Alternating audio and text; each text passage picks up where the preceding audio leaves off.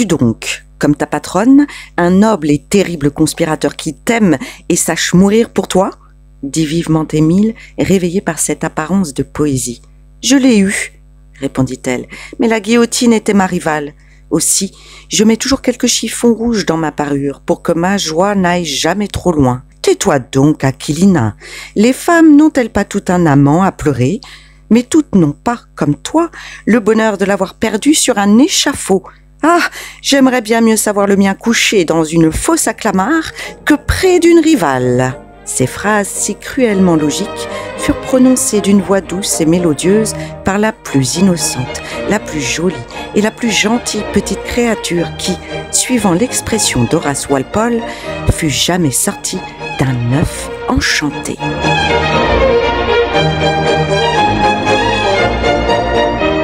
Elle était venue à pas muets et montrait une figure délicate, une taille grêle, des yeux bleus ravissants de modestie, des tempes fraîches et pures.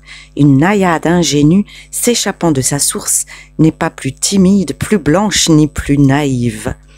Elle paraissait avoir 16 ans, ignorer le mal, ignorer l'amour, ne pas connaître les orages de la vie et venir d'une église où elle aurait prié les anges d'obtenir, avant le temps, son rappel dans les cieux.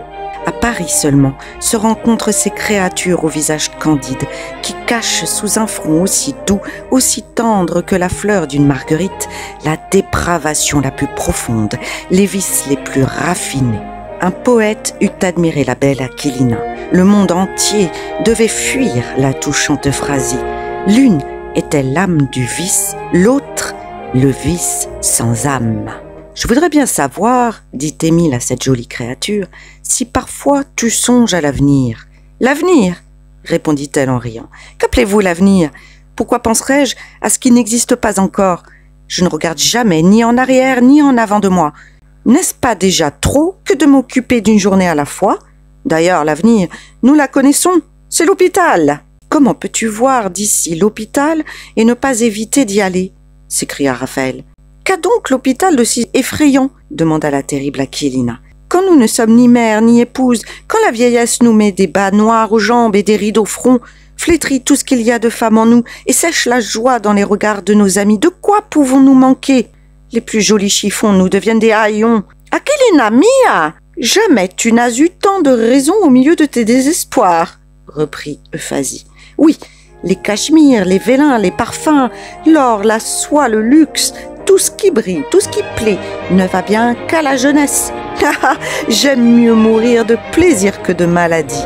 Aussi, donnez-moi des millions, je les mangerai.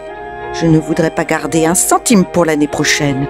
Vivre pour plaire et régner, tel est l'arrêt que prononce chaque battement de mon cœur. Qu'as-tu donc souffert pour être devenu ainsi? Demanda Raphaël. J'ai été quitté pour un héritage.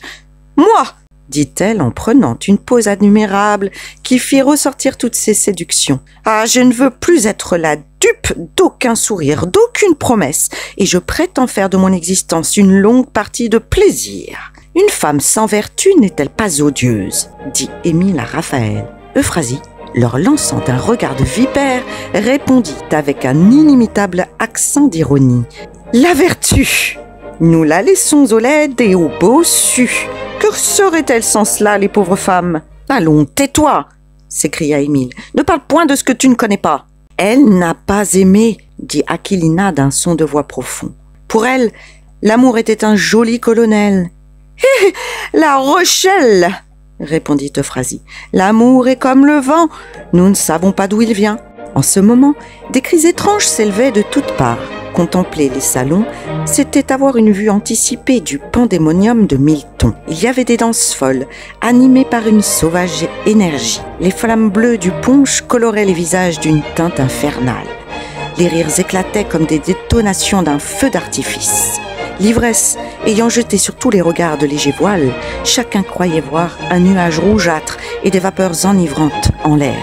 Quoique les deux amis conservassent encore une sorte de lucidité trompeuse dans les idées et, dans leurs organes, un dernier frémissement, simulacre imparfait de la vie, il leur était impossible de reconnaître ce qu'il y avait de réel dans les fantaisies bizarres, de possible dans les tableaux impossibles qui passaient incessamment devant leurs yeux lassés.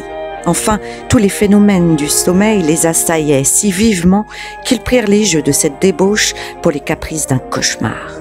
Il y avait de mouvements sans bruit, des cris perdus par l'oreille, des corps intangibles. Puis l'ivresse, l'amour, le délire, l'oubli du monde étaient dans les cœurs, sur les visages, dans l'air, écrits sur les tapis, exprimés par le désordre. Alors, le valet de chambre de confiance, ayant réussi non sans peine à faire venir son maître dans l'antichambre, lui dit à l'oreille « Monsieur, tous les voisins sont aux fenêtres et se plaignent du tapage. S'ils ont peur du bruit, ne peuvent-ils pas faire mettre de la paille devant leur porte ?» s'écria l'Amphitryon.